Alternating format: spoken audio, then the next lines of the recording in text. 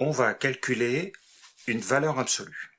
Alors, on va rappeler un petit truc sur la valeur absolue déjà. Donc, valeur absolue d'un nombre A, on note le nombre A entre deux barres verticales, donc valeur absolue de A.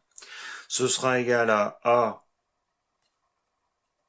si A positif, et valeur absolue de A, ce sera moins A si A négatif. C'est-à-dire que la valeur absolue d'un nombre, c'est toujours un nombre positif. Alors, ici, on regarde valeur absolue de 6,4. 6,4 est un nombre positif, donc la valeur absolue de 6,4, c'est 6,4. Voilà. Valeur absolue de moins 9. Moins 9 est un nombre négatif, donc on prend son opposé. L'opposé de moins 9, c'est 9. Voilà. Donc la valeur absolue de moins 9, c'est 9. Ensuite, valeur absolue de racine de 2 moins 1.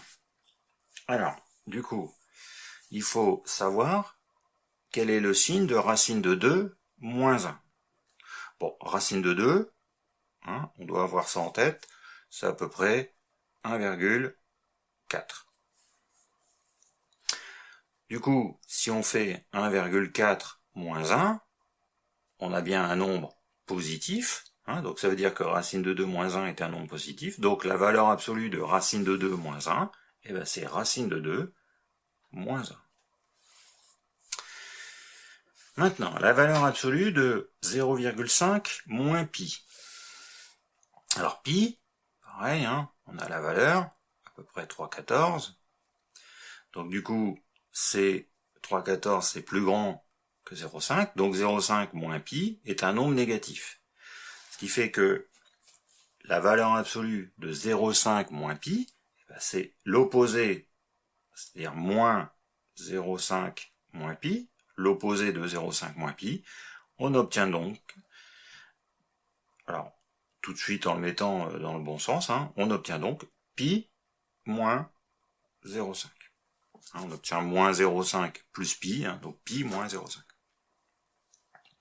Dernier exemple, on veut calculer la valeur absolue de 3 racines de 2 moins 2 racines de 3. Bon, racine de 2, on a dit à peu près 1,4. Donc si on prend le triple, à peu près 4,2. Et la racine de 3, c'est environ 1,7, 1,732.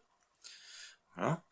Donc du coup, si on prend 2 fois la racine de 3, bon, à peu près 3,4, 3,5, c'est-à-dire que ici on avait estimé à peu près à 4,2, là à 3,4, 3,5, donc on a bien 3 racines de 2 moins 2 racines de 3, qui est un nombre positif.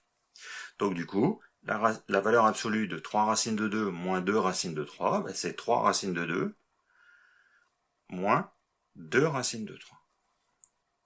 Voilà comment on détermine la valeur d'une la valeur d'une valeur absolue, en prenant soit, si le nombre est positif, on garde le nombre, si le nombre est négatif, on prend son opposé.